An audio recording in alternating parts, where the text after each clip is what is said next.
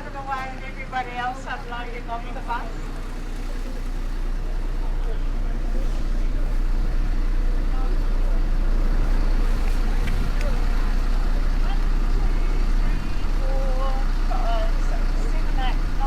That's all of us, isn't it? Yep. You're not with the walking tour? No, it's us. So we'll come up here, guys. Walking tour.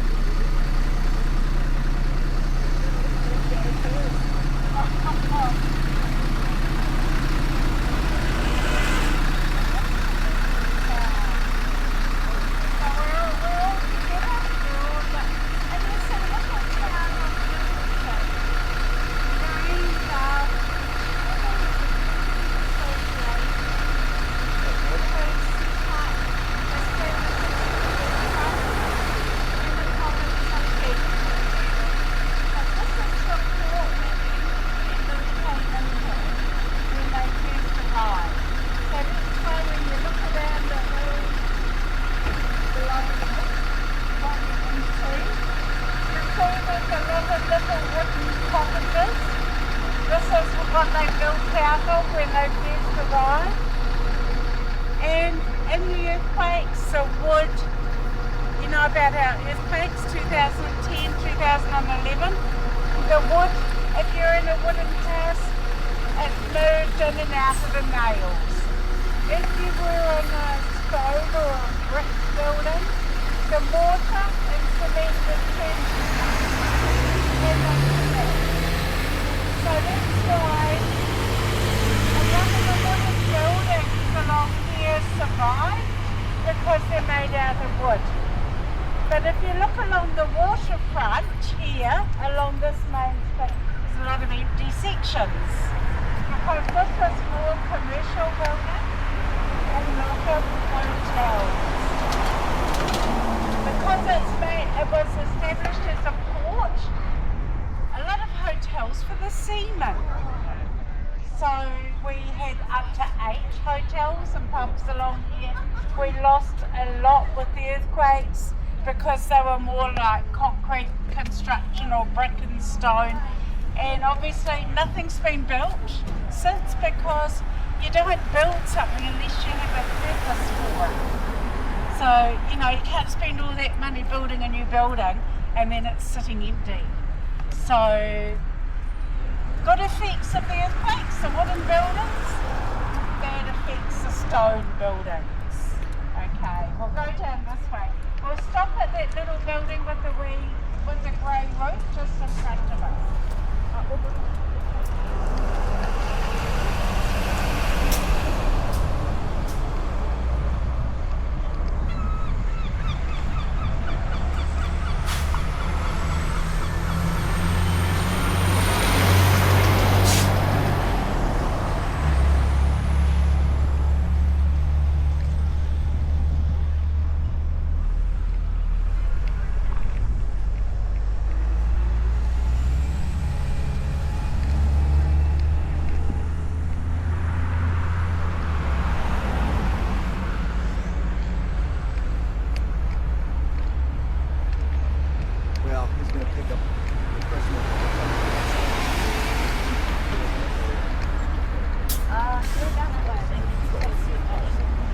Just where you got off, and I'll take you back down.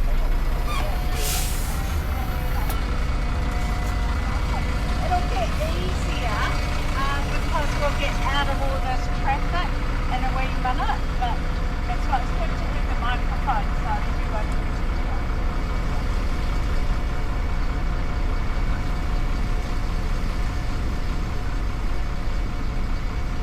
Oh, sorry. No, you're all right.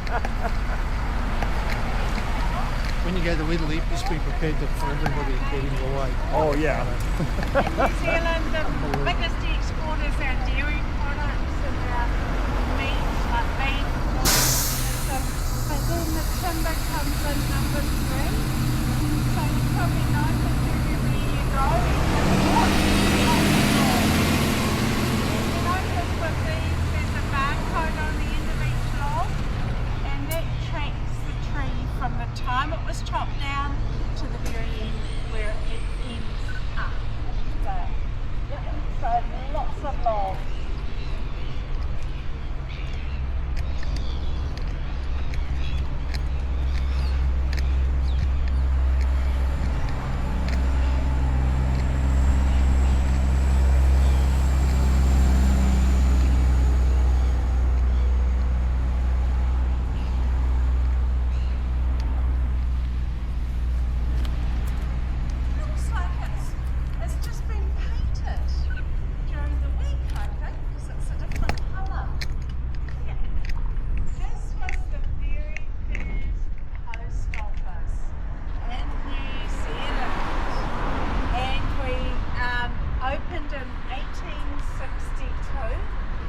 And they ran the cables over the hill into Christchurch. Yeah, it's a bit hard to see because of the mist, but when the English settlers arrived here in the port, and some of them wanted to walk into Christchurch, there's a path that goes up the hill here and down the other side. Call it the bridle path. We're going to have to move forward, let this lady through.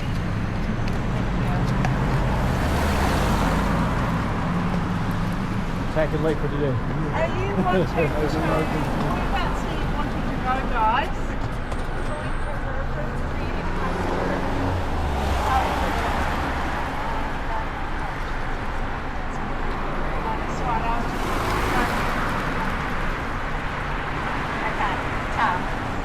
Okay, so where did I get up to? 18th, so the bridle path going up over the hills. Nothing to do with reluctant brides being bought out from England. It was all to do with the horse's bridle, because the horses had to carry all the goods up and over the path. So the first post office, 1862, the cable went up the bridle path down in Christchurch, and then just 14 years later the first cable going over to Australia. So this was really important because there was a fellow on one of the first 4 ships that came out here, James Edward Fitzgerald. He set up the Lyttelton Times. I'll show you where that is. The newspaper within 3 weeks of arriving. And that he was the one that really lobbied for the post office. So when they had a big fire here in Lyttelton, 1875, it was fantastic because this meant that they could send a cable over to Christchurch and say, hey, we need help here. I'll tell you a bit more about that later. Okay, we'll come down this way.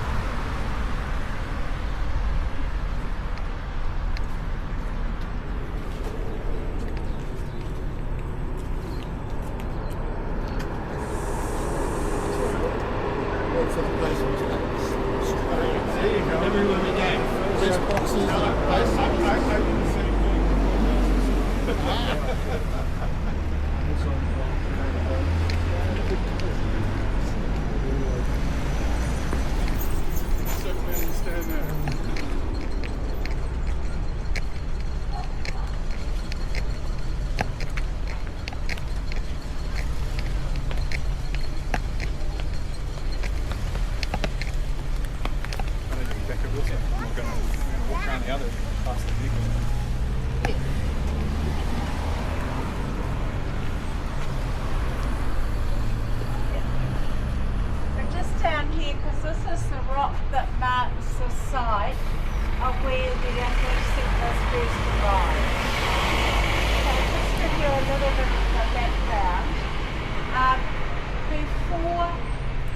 Before the English settlers arrived here in 1850, the French tried to settle Akaroa on the other side of Banks Peninsula 10 years earlier.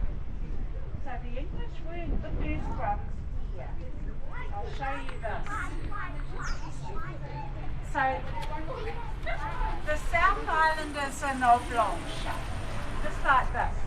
Halfway down the east coast, where am I standing in front of you? Halfway down the east coast, there's this round circle of volcanoes. And that's where you are now. You're right in the middle of a volcano. So that's why when you look at the boat, all you can see around you is hills with a wee gap to come in and out. So you're actually in this part here, Lyttelton Harbour. And this is one volcano, there's one in the middle, and there's this Akaroa Harbour here on the other side. So things like the real estate there. They stopped erupting about 6 million years ago. So the French tried to settle here, Akaroa Harbour here, in 1840. They were whaling all around this area in the 1830s, and it was the French captain that decided, oh, this will be a good place for French colony. So he actually thought he had bought all this land from the Maori tribe here on this side of the harbour, Kuku. And he went back to France and said that he had bought this land and that's the basis on which they tried to settle Akaroa here. Only problem was, different Maori tribe. They arrived in Akaroa, they knew nothing, those Maori knew nothing about it. But anyway, Akaroa was well established before the English arrived here in this town. And a lot of the people that were living over in Akaroa, they came to help establish this area and get it ready for the English settlers. So in the meantime, in the 1840s, there was a fellow called, is anyone from Adelaide? No? Not Canada? Aha. So a fellow called Edward Gibbon Wakefield. Yeah, his family, him in particular, but his family were major colonists. They settled Canada. Edward Gibbon Wakefield had large influence in settling the eastern coast of Canada, Adelaide, South Australia, and then Christchurch and Canterbury was his third attempt at colonising. So he thought by the time he got here, everything was going to be perfect. He had the right formula, and he organised for 4 ships that arrived here in December 1850. He met up with a fellow called John Robert Godley from Oxford University. So he was studying there, and that's where we get the names Christchurch and Canterbury from. So Christchurch is our city, Canterbury is our province. So John Robert Godley came here in January 1849. His job was to get ready, set up some accommodation for the settlers, the barracks, start building the roads, get a pathway between Lyttelton here and over to this little beach area called Sumner, and start building roads and getting ready. So John Robert Godley is often described as the father of Christchurch, but really it was Edward Gibbon Wakefield's dream that he was enacting. So the 4 ships arrived here. They left England about September 1850. They had 4 captains who were, 3 of them were determined to be the first one to arrive, the first ship to arrive. So we had the Charlotte Jane that arrived on the 16th of December, followed by the Randall, 16th of December, and then the next day Sir George Seymour, and then 10 days later the Crescent, because that captain was not racing so much, he was more concerned about his passengers, and he had over 100 children, so he thought he'd go a bit slower and he'd also broken a mast on his ship. But the others, to get here more quickly, had to go right down by Antarctica, which was a lot rougher passage. So he had to pick up all these things. So by this stage there's about 800 passengers, 850. They had built accommodation for 300. So I'll tell you a bit more about that. But coming out, they all had a chaplain, a surgeon, and a teacher. They bought out the printing press to start the newspaper. They bought out 2,000 books and some prefabricated houses. So John Robert Godley, Edward Gibbon Wakefield, they had the support of the Parliament in Britain, the peerage, the wealthy people, and the Anglican Church. So the Anglican Church put its hand up and said, we have always wanted an Anglican city. Can we be part of it? And Edward said, oh, of course you can, because he wanted the money anyway. But you know what the Anglicans, they said, anybody that comes out there has to be of good character. We need a letter from their minister to say that they are worthy people. Edward wanted wealthy people and people of high society who were educated. So they would bring their money and they would pay to build the city. The Anglicans wanted the moral high ground. But you know what? Edward and his brother William had been in jail for 3 years.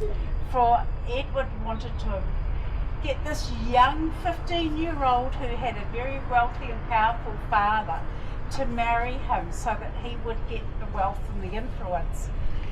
But she was rescued by her father before anything could happen, and that's why he and his brother William spent 3 years in jail. But all they did was plan their cities. Now William settled Wellington. It's Wellington because William was in the army. Duke of Wellington. Another brother, Arthur, settled the top of the South Island in a place called Nelson because he was in the Navy and that was called Nelson. So that's why it was a family affair. Okay, we'll go and walk this way, we'll go over the road here and just a little bit. But just ask me any questions as we're going around. So this Lyttelton is the birthplace of Christchurch and Canterbury. In 2009 it was given historic status, and just 18 months later a lot of the historic buildings came down or were damaged because of the earthquakes.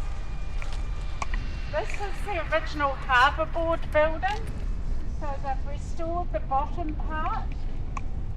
The top part is all new.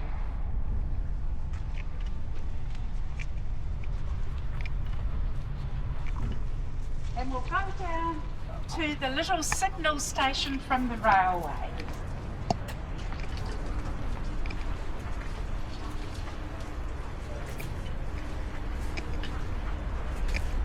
They've done this up beautifully. Because we lost so many of the brick and stone buildings in the city, we really appreciate what we have kept here. Because you don't get this sort of intricate concrete work anymore in buildings. And we'll go around here.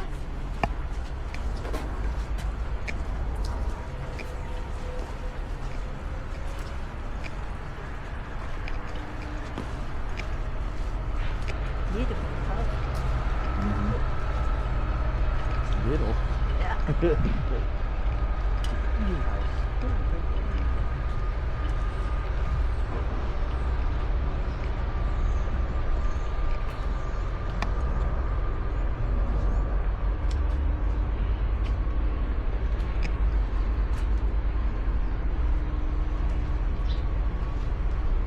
See, it survived because it's made out of wood. So we had, in the early days of Christchurch and Lyttelton, they wanted that connection between the port and the city. And there were two options, road or rail. So remember James Edward Fitzgerald, he was the guy that established the newspaper here. But he was come under the shelter. Don't need to stand in the rain. James Edward Fitzgerald was quite a character. You know, he was quite strong-minded and influential. You know, the first thing he did, this is the sort of person he was, he made his impression right at the beginning, because when the ships arrived here, that where we were by that rock, that was beach, that was coastal. And the ships were out in the water there and they got rowed ashore, the people got rowed ashore. And the Charlotte Jane being the first ship to arrive, it was decided that the ship's surgeon would be the first person to set foot on land, and that would be really quite momentous.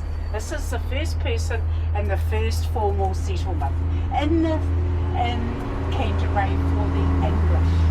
But remember the French have been here before. So Dr. Barker was all set to get out of the rowboat, step on the land. James Edward Fitzgerald leapfrogged over him, took that away from him. So when it got to the road or rail option, James Edward Fitzgerald was determined there was going to be a road between Christchurch and Lyttelton. And you can see the hills all around us. It was not going to be an easy feat. But that was so when they came to the election of provincial governance, James Edward Fitzgerald was the first provincial superintendent, and at the election there was another fellow called William Sefton Morehouse. He proposed a rail link, and he was the one that got elected rail before road. So James Edward Fitzgerald took off, and the railway was built by 1867. And they built the tunnel through the volcanic rock, the first one ever to be built through volcanic rock, first in the southern hemisphere. And that was, the railway was running by 1867, just 17 years after they arrived. Pretty much just pick and shovel. It was a major feat. But you know something funny? They knew they'd worked at this, they knew it was going to be really hard work. What they did, they had a special bottle of Scotch whiskey for when the two, if they were digging from that end and digging from this end, when they met up they were going to all have a bit of Scotch. But as they were digging from this end, there were people following behind, lining the walls with bricks. They couldn't find the bottle of whiskey. I think it got stuck behind the bricks. But anyway, and so this was the first signal station for the railway, and it was still operating until 1991.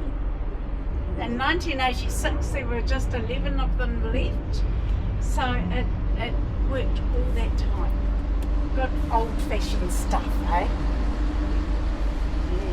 So the building over there, that big tall brick building, that was where the horses were stabled, the horses that took all the goods over the hills. And the brown painted building over the way that is still broken from the earthquakes, that is the newspaper building. That's where James Edward Fitzgerald set up the newspaper, the Lyttelton Times, and it was really quite influential throughout New Zealand. It didn't matter whether things were happening in the North Island or the South Island, the Lyttelton Times gave comment. It was quite radical at times. So we'll just go back around this way. The British Hotel, this is the only one of 8 hotels still standing. So we'll just wander around down here, go back the way we came.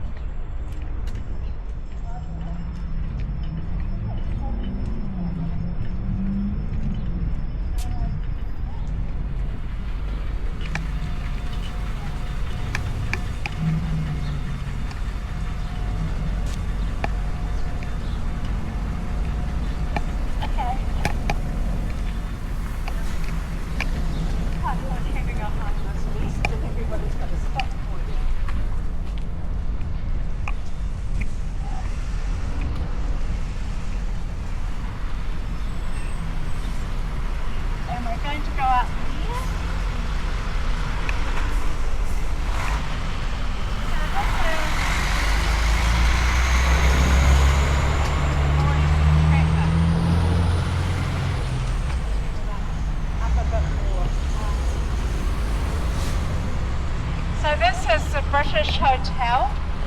And you see the doorway, commit no nuisance. It's a good little message when you're going in to drink the alcohol, isn't it? My sister was friends of the daughter of one of the owners, proprietors here when we were at high school. So she used to come down here and stay in the hotel on the weekends. I don't know what my parents were thinking really. I think they probably weren't thinking.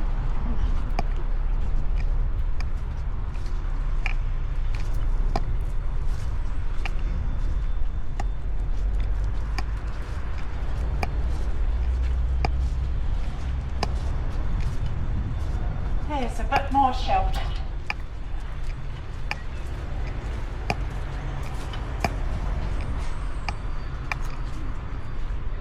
We'll just stop here.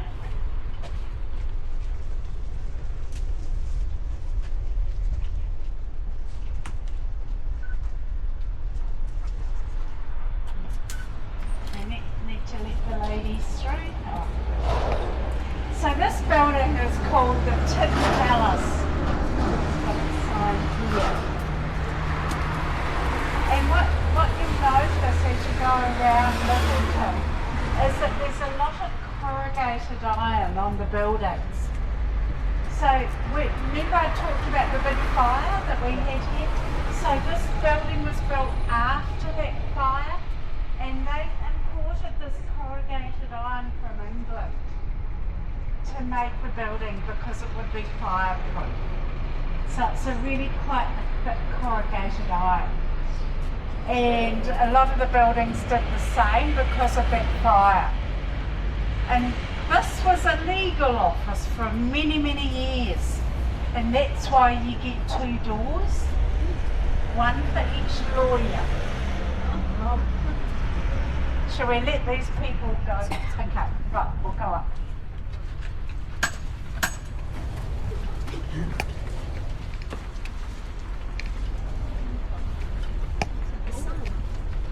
Yep, there's the sun's coming. What's going on? Yeah, it's blue.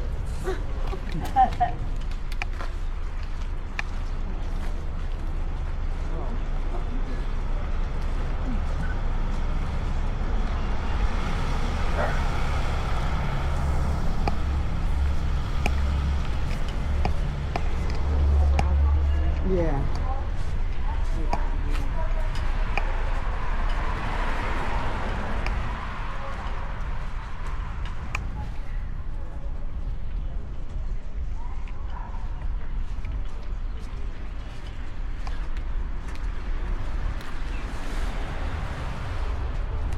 Everyone. Over the other side of the road, this is now the Lyttelton Health Centre, but you see there's a wee sign over there in front of the bus, because that's where the immigration barracks were for those first settlers that came out from England. So the lucky ones could get a bed under a roof there. The rest of them had to live in tents, or they built these wooden V huts, just little wooden boards on both sides. So, and you can have a look at the walls, see the red stone walls? The early prisoners of Lyttelton had to excavate the stone out of the hills around here.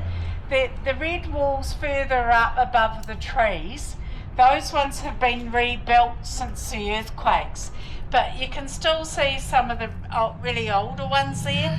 That's what the settlers did to try and give themselves a bit of flat land.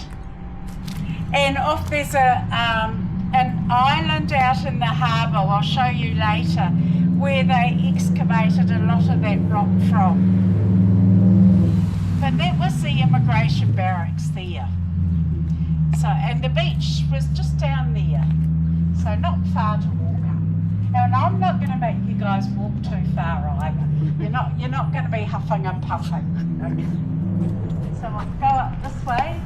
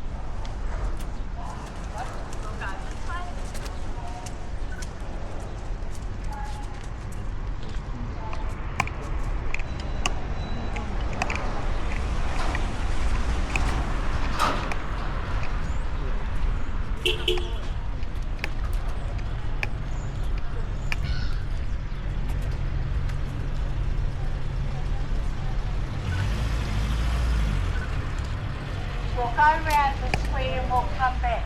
That's the main street on your left, London Street. Notice all the names: Oxford Street, London Street, Canterbury Street, Dublin Street. Christchurch City is exactly the same. So this is the spot where that fire was. It was called the Queen's Hotel and it was made out of wood. So we don't know what started the fire, but it was on the spot and it spread right down to the waterfront, right across 2 blocks and up the hill. And even though we had the telegraph wire down there to signal to Christchurch we need help here, it didn't arrive for 3 hours. And in the meantime, they were trying to pump water and carry buckets of water, and it just didn't work. There wasn't enough water, there wasn't enough manpower, there wasn't enough pumps, and it took 3 hours to get a decent pump from Christchurch. So that's why it spread so far. And there was a lot of people who lost their houses, and some of them stayed in the jail, but some of the children could go to the orphanage only if you were Anglican. Remember the Anglican Church? So only if you were Anglican. So any children that weren't Anglican, not sure where they ended up. So now, and then afterwards, this has been the site of a chemist shop, and that's why they've got the board there with all the plants and medicinal properties of the plants. And here behind us, behind you guys, this is the Lyttelton Arts Factory. So remember I said there was always that road or rail thing? They didn't actually get a road connection between Christchurch and Lyttelton until 1906. So James Edward Fitzgerald was really, he was out of kilter. It was just too difficult. So they got this road here between Sumner, it goes round and the coast around the beach into Christchurch, 1906. So until we got the road tunnel in 1964, the town was pretty much port workers and their families. When the road tunnel opened up, there was a lot of other people who said, oh, we'd love to live here in Lyttelton. Look at the views, look at the harbour, we can watch what the boats are doing. So really, we started to get a lot of creative people, a lot of artistic people, and a lot of professionals coming to live over here. So behind the wall is the Lyttelton Arts Factory, and all this beautiful mural has been done by a fellow called Bill Hammond, or William Hammond. He's one of New Zealand's most renowned artists. So you can look him up, Google him later on if you like. But they're really quite different, aren't they? Sort of man and bird. Yeah, lovely. Okay, we'll go up this way. You see more corrugated iron on the side of this building?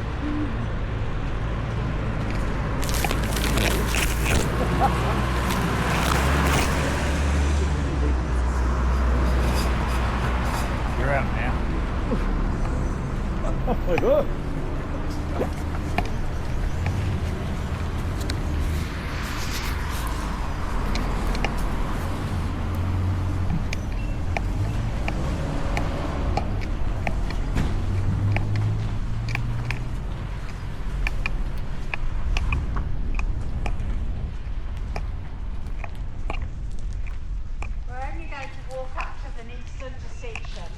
Then you'll be walking across and down. This is Lyttelton Primary School, At one stage they had two schools, Lyttelton Primary and Lyttelton West, but now they've combined. And you notice the stone, the concrete walls, these were all built from the prisoners because the jail is just up here, just in front of us on the other side of the road.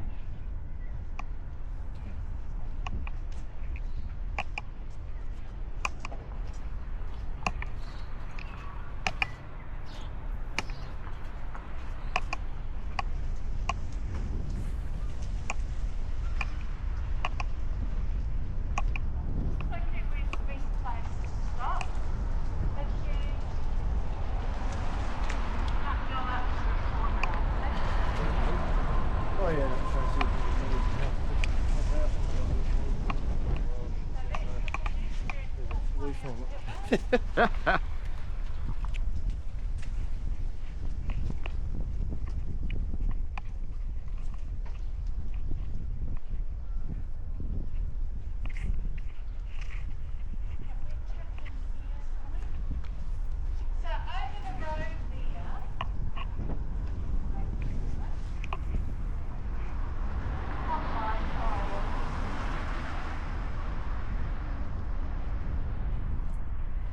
Okay, over the road was the site of the jail.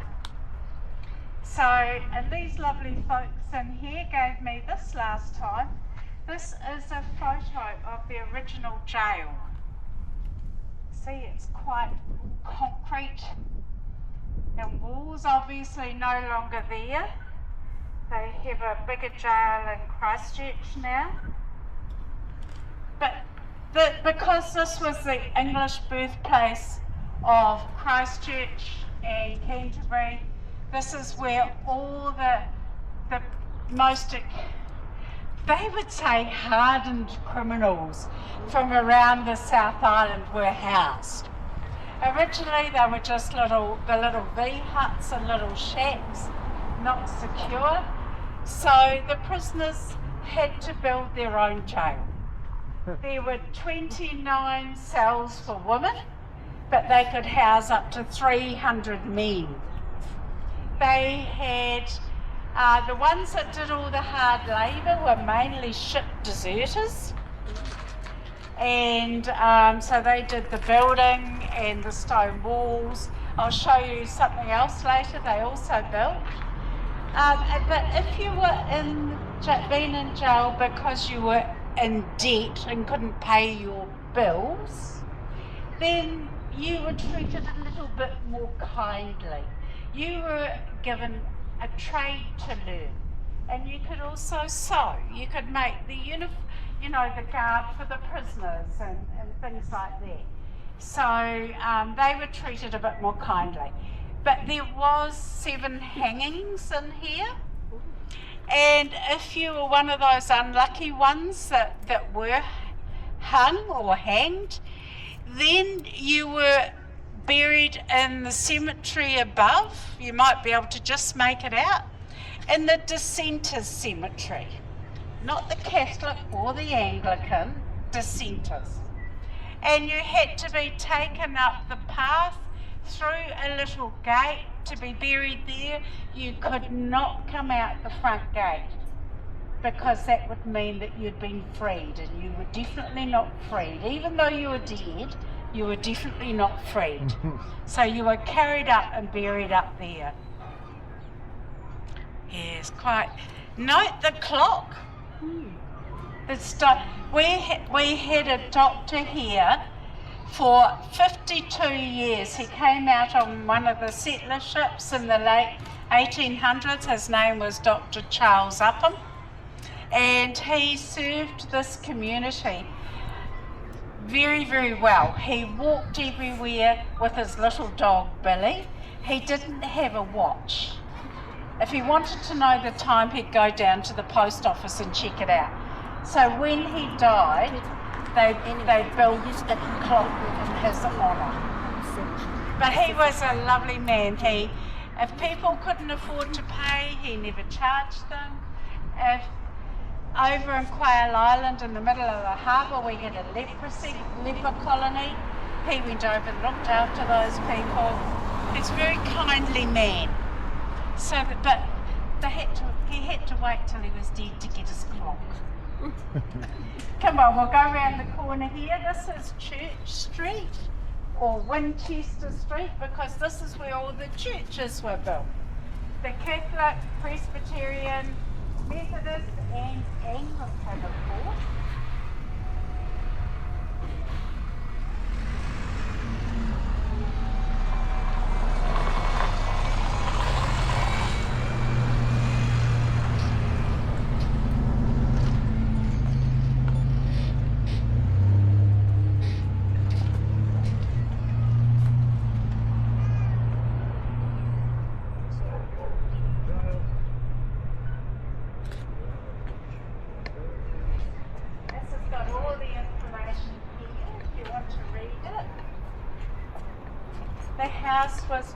This lovely house was built in 1858. The land was bought in 1851. Everybody pretty much purchased their land in London, sight unseen. Except for John Grubb, who built the little jetty where the people landed down by the rock. So the thing about this lovely house, the guy that bought two things. The guy that bought the land then went travelling further south down the South Island, couldn't get across the Rangitata River and eventually died of exhaustion and probably not enough food. So he'd bought the land in 1851, but the house wasn't built until 1858. It says 1852 up there, but it was actually 1858. But there's something really interesting about this house. It was bought at one stage by the local mayor, Mayor Leicester, and it has a tunnel down to the port. And when they did the house up, they found the tunnel, and so Mayor Leicester used to surreptitiously buy alcohol at the port, bring it up through his tunnel, and then take it over the bridle path and sell it. Really? And he was the mayor of Lyttelton. An enterprising mayor. These are hydrangeas. Really? Yeah.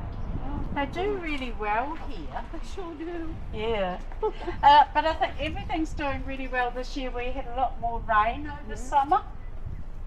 And I think maybe that's why.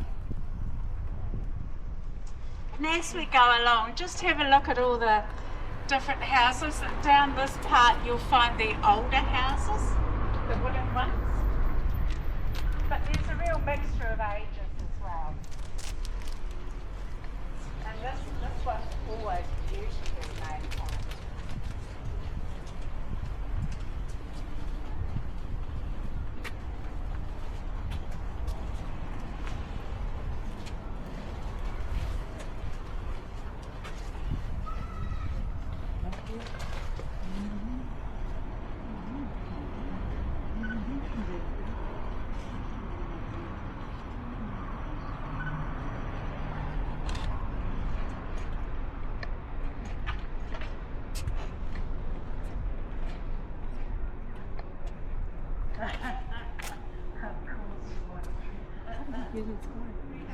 You see down this side of the drive, see how steeply down it goes?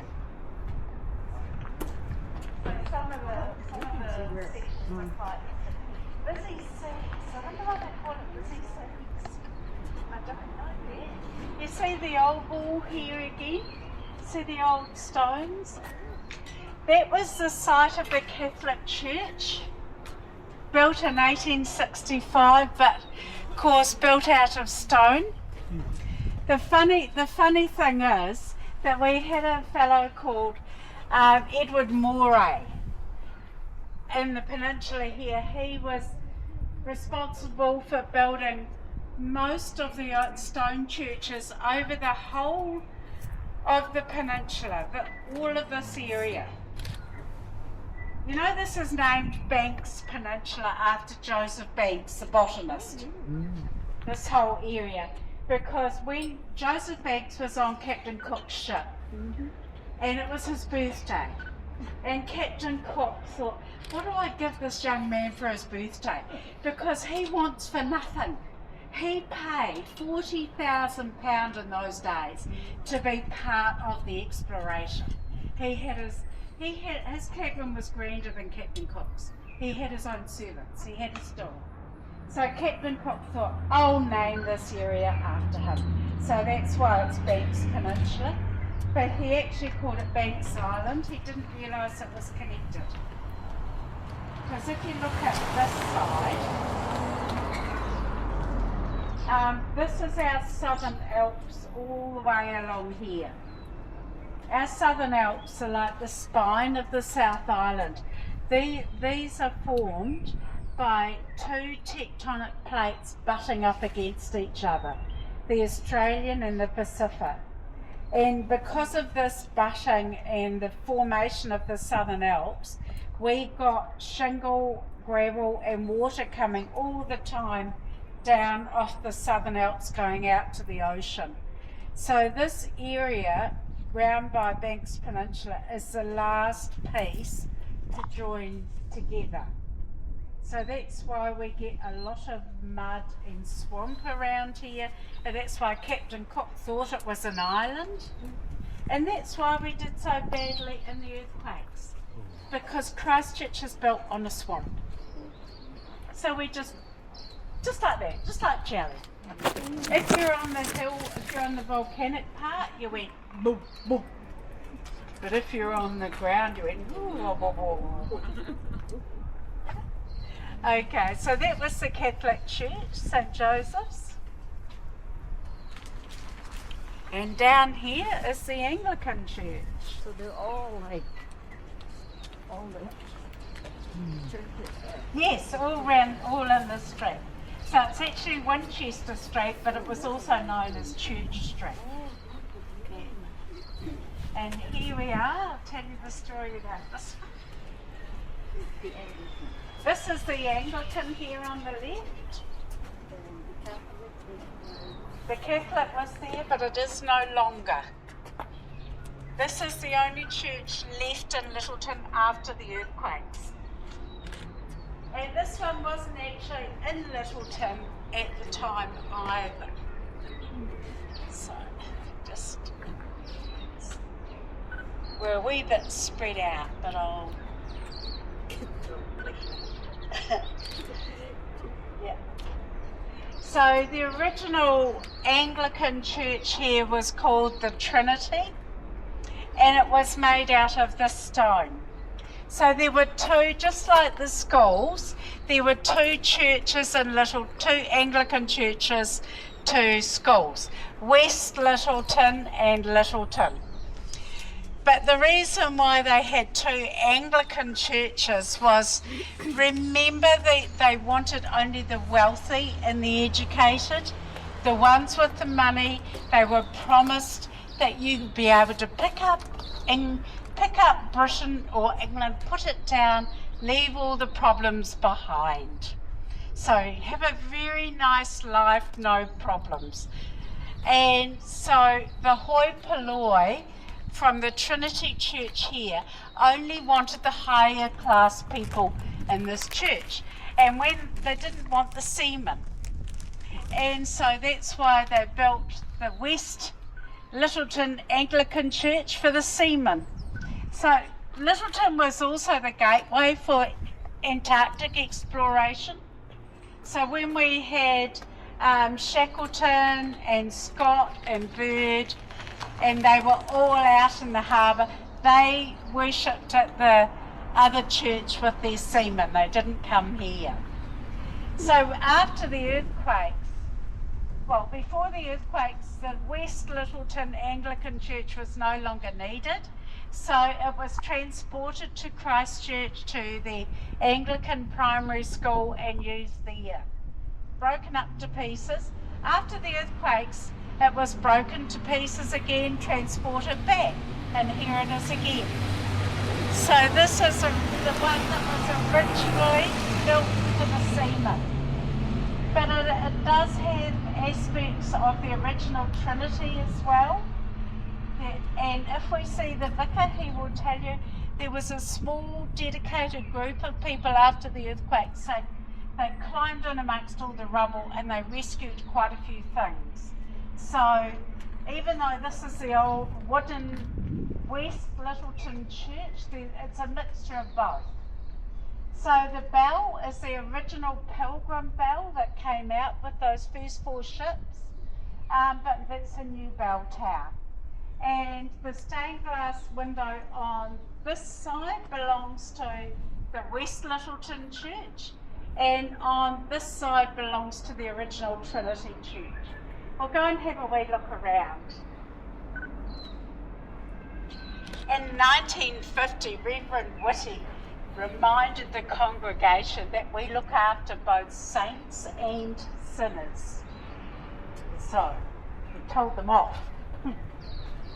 Here we are. They would have had a service here this morning.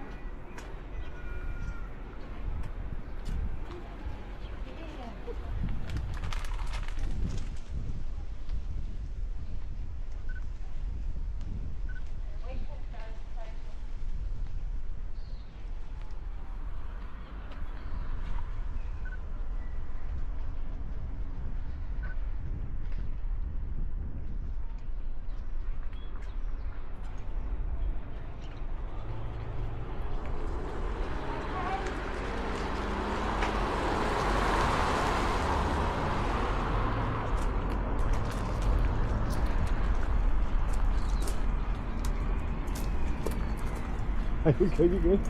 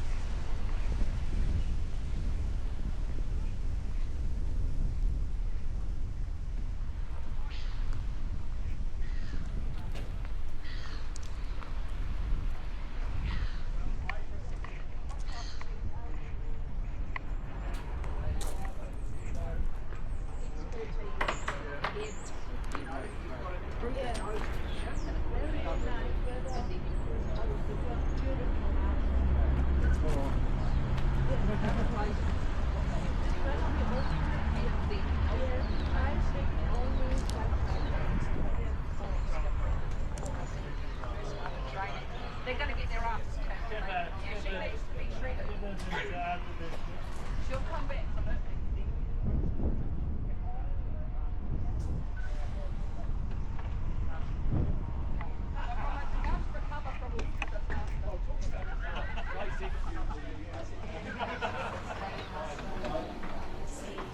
From the West Lyttelton Church.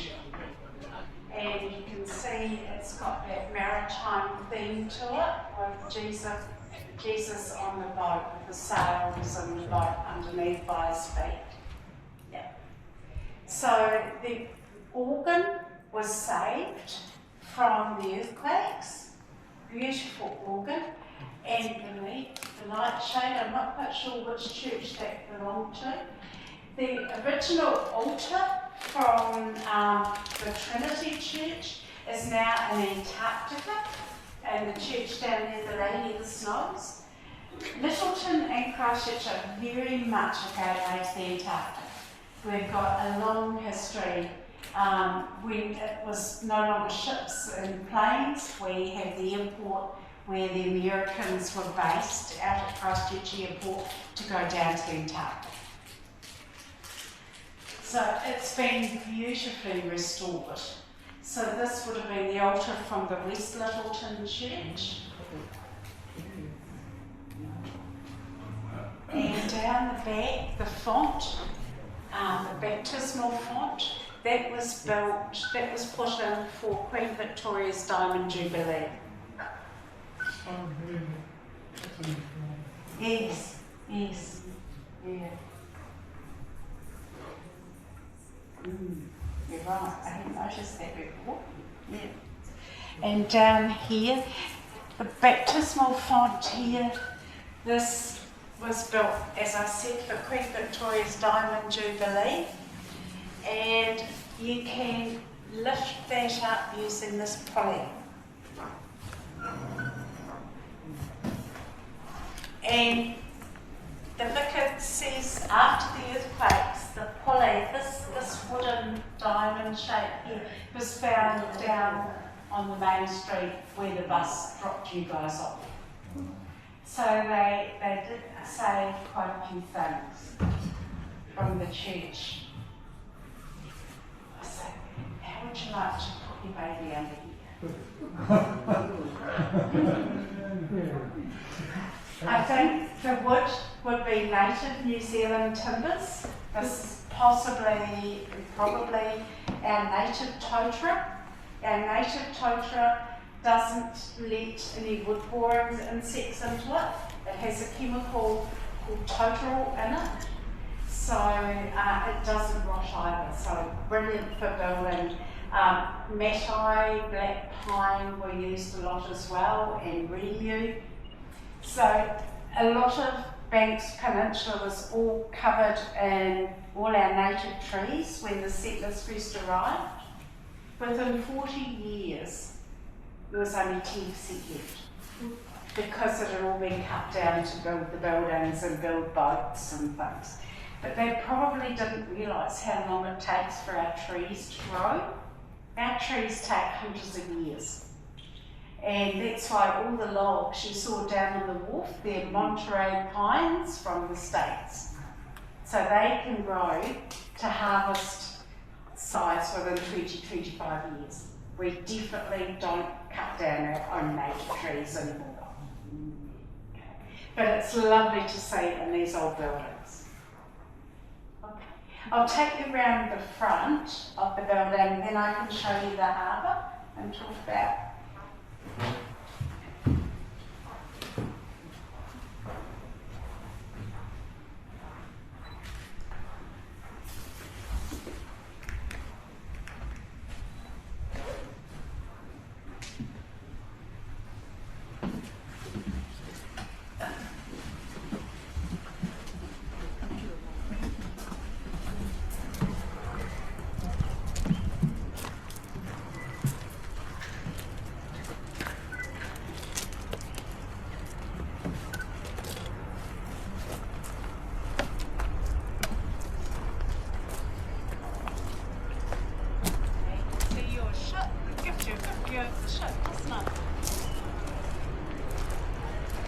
So the building over here, you see the little stone tower over to the left, that's what we call the Time Ball Station. It was built by the prisoners of Lyttelton, and the red ball on top with the white stripe around it, at 1 o'clock every day that goes up the pole and then drops down. And why they built that was in the 1850s, 1860s, that was to be able to tell the ship's captains the correct time so they could set the chronometers on their ships. And if you're still around the port, you're not in Christchurch at 1 o'clock, you can watch. You can see the ball going up the pole and coming down.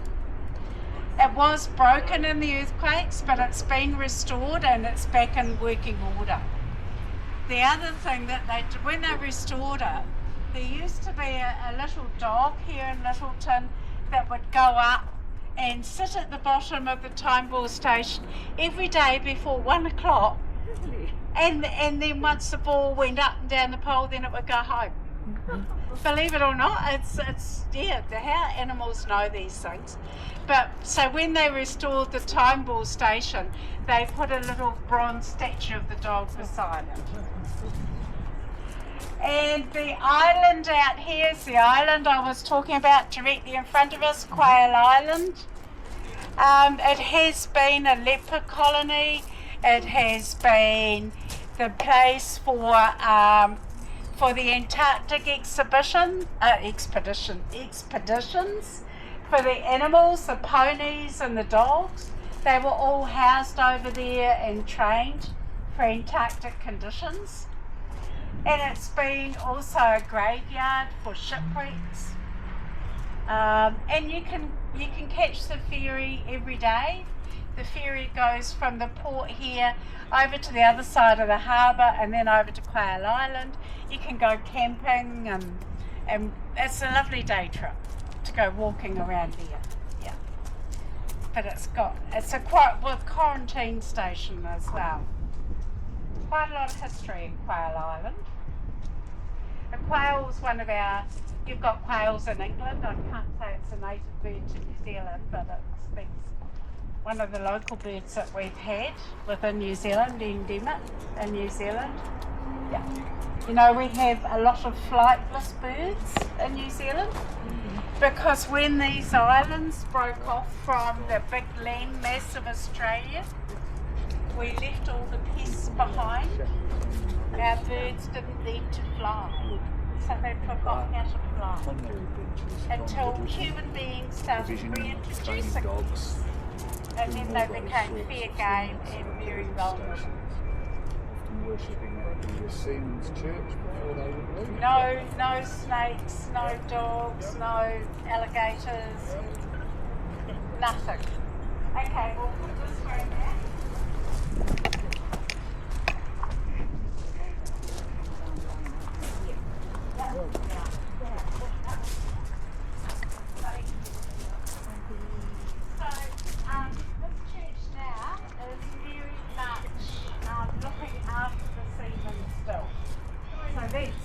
Building down there, the Seamen's Retreat when they come in, and the vicar here is very much part of his role is to look after those seamen.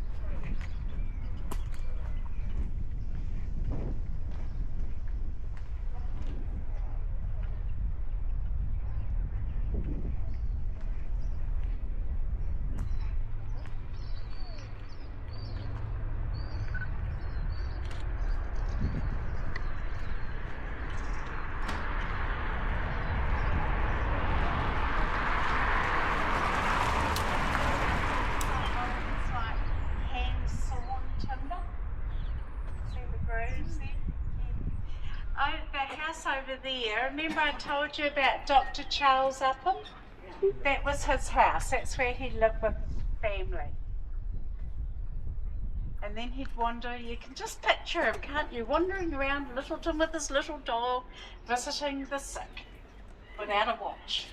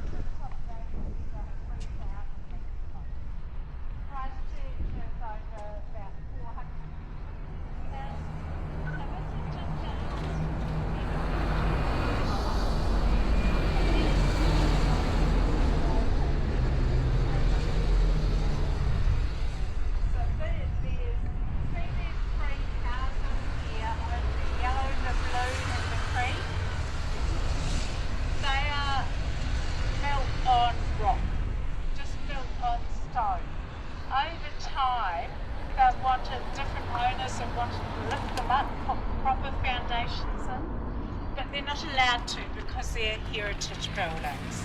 So they've just got to stay sitting on their rocks. This church here, this is not new. This was built after the earthquakes on the site of an old building. Come down, you can have a better look.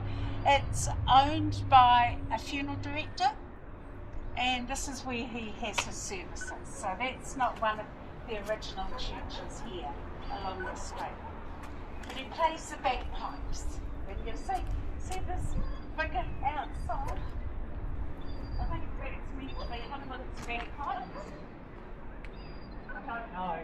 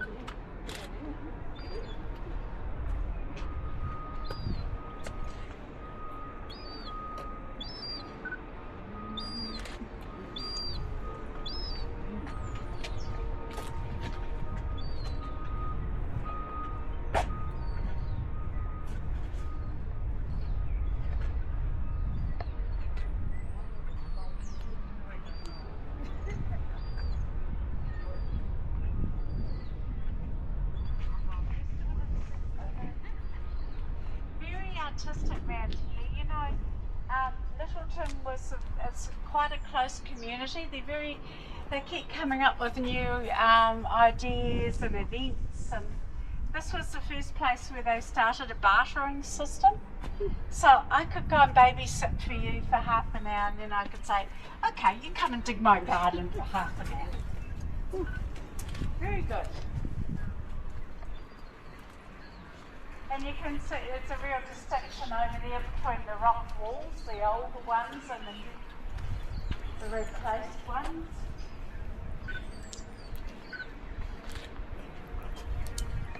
Maybe they're going to be repainting. Now, see this house in front, the pale bluey green two-storey house? If you look in the front just above the grey car, you see that blue light shade? That was the original police station. So you know how the police refer to themselves as the blue light? That's how people would know where the police station was, with the blue lampshade outside. Go down.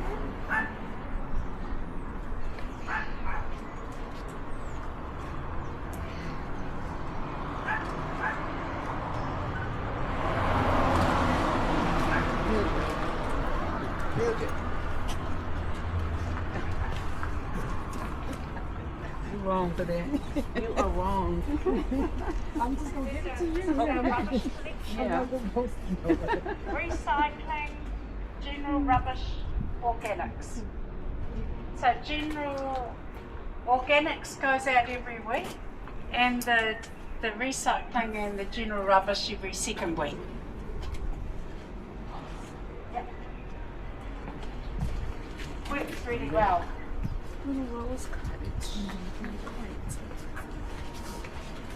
And this house is like the original boarding houses. You know, think in the 1800s, early 1900s, if women were left on their own, they often used their houses as boarding houses.